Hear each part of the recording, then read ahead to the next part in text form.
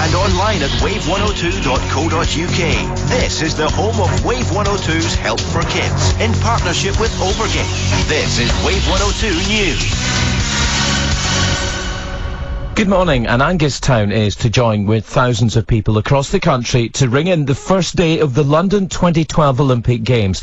At 12 minutes past 8 this morning, along with Big Ben, all the church bells in Kirriemuir will chime in celebration 12 hours before the opening ceremony.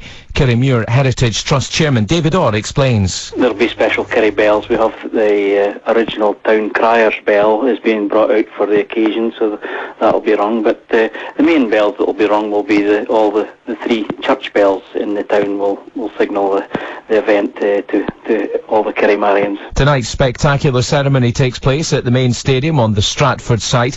Chairman of the Olympics Organising Committee, Lord Coe, says the world will be watching this evening. The largest broadcast moment that this country will ever have experienced. 4 billion people will be tuning in one way or another. Other news now, heroin contaminated with anthrax may be circulating in Tayside.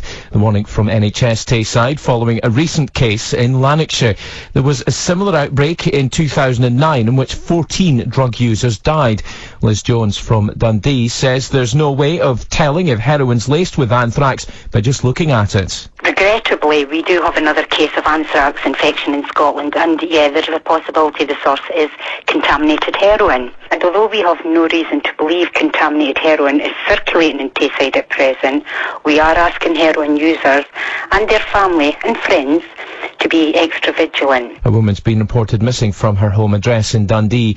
Michelle Souter, who's 28, was last seen yesterday, but could now be in the Perth area. Tayside police are appealing for public help to find her. A man who calls himself Psycho Stapleton will be sentenced later for killing an Indian student. 21-year-old Kieran Stapleton shot Anuj Bidve at point-blank range in a random attack in Salford.